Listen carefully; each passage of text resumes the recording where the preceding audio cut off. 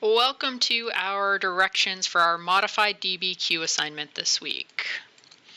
All right, so the learning target and success criteria for the assignment: that you can analyze primary sources to form an opinion about how the Chinese people viewed the government during the Han Empire. So that's our big picture goal. Okay. The success criteria are that you can make a claim that directly answers the prompt. You can choose appropriate quotes from the documents to support your claim. That's the evidence.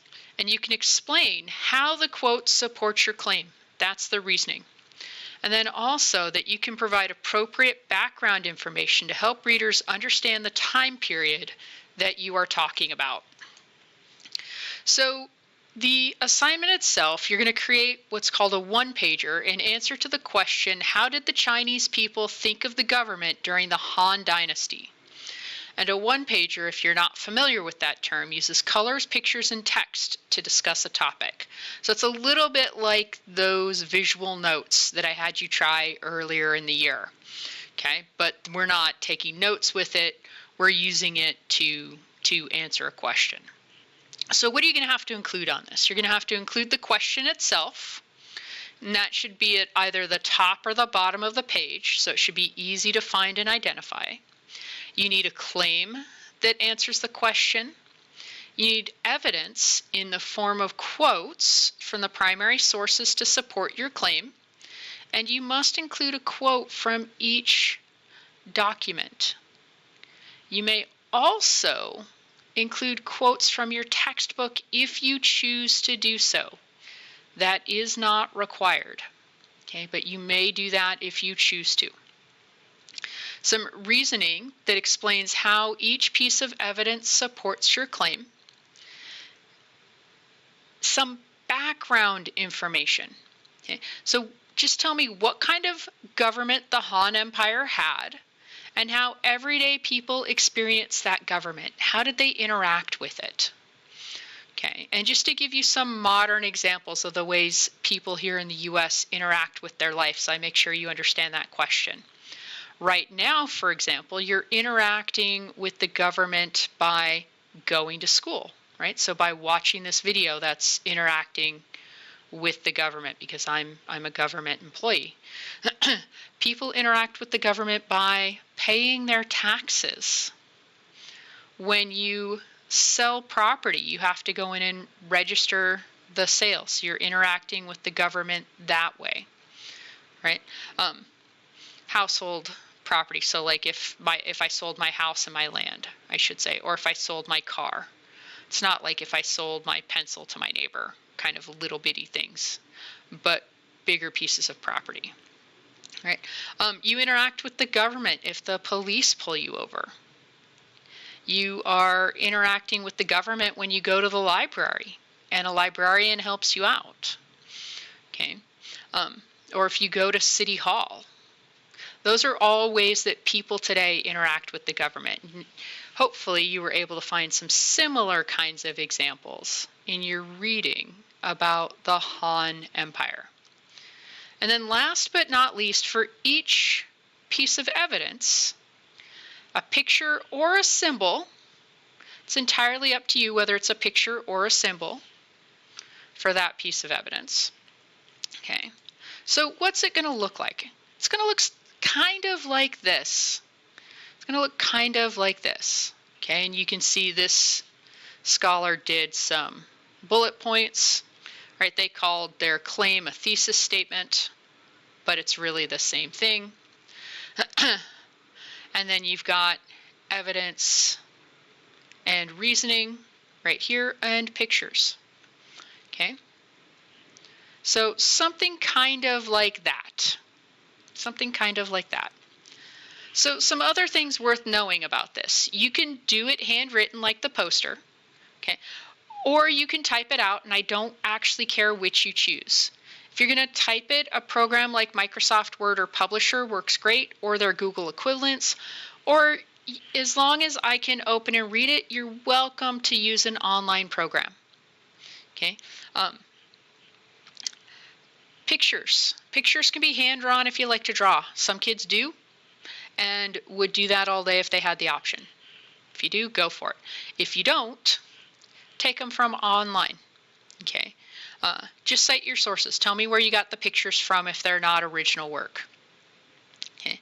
And even if you're not artsy, but you want to go a little more, or sorry, even if you can't draw, but you want to go a little more artsy with it, play with the colors and the fonts, with the boxes and things like that. You can be a little more artsy that way without necessarily having to hand draw pictures. Okay. I do need to be able to read it to grade it. So please, if you're turning in pictures, look at your pictures. If you can't read them, I can't read them. If I can't read them, I won't grade them. It's a non-negotiable for me. Okay. You're welcome to make a poster size response like the picture. That was a standard piece of poster board. Or you can work smaller and just do it on a standard sheet of paper. Okay. And if you are doing a poster board, you can absolutely do multiple pictures to make it readable. Okay, so if I go back here, let me just show you. Right, this stuff I can read. You can read too. I can read this up here. What I can't read is that right there. Okay, that's too small. I definitely can't read that right there because of the angle that it's at and how small it is. Okay, so make sure that it's legible, that I can read it. All right, so about those documents, I'm going to ask you to pull information from two primary sources that would have been familiar to folks who lived in the Han Empire. We're going to be working with a selection from Confucius's Analects, and then also a selection from Lao Zi's The Classic of the Way and Virtue.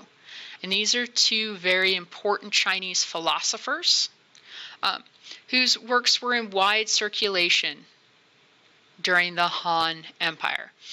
I'm giving you a short selection from each. They're less than a page, and I'm giving it to you in two forms.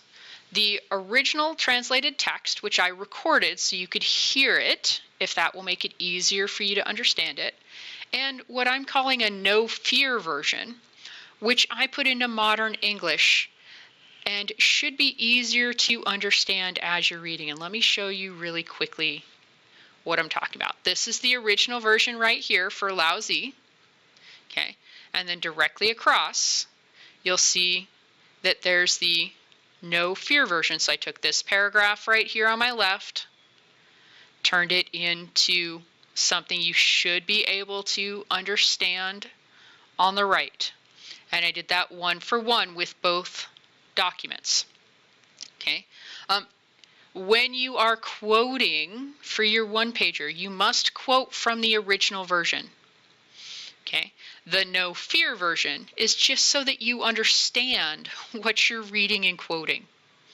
Okay. And you do need to quote from both documents. Okay. So be aware of that. All right, some other last-minute reminders. You can do this. Absolutely, I have zero doubt you can do this. But if you have questions or need help, okay, feel free to reach out. I love helping kids out any way that I can. All right, use your knowledge from the Han Empire, from the textbook, to inform what you were saying. But Disney's Mulan, which is also set during the Han Empire, not a good source to use. Okay, so don't use that. But absolutely the textbook, or if you have some other good source of information. Okay, don't forget this is basically a modified CER paragraph that's just broken out into chunks. Okay, so it's just a different format. It's got that extra step of the background knowledge, but it's really basically a CER paragraph. So don't let the format mess with your head. Don't overthink it. Do go with your gut for what will work, because it probably will. And again, if you're worried that it won't, send me a note. Let me know. We can hop on Zoom, or I can work with you over email to get it right. And I don't mind doing that. All right, good luck on the assignment. I'll see you later.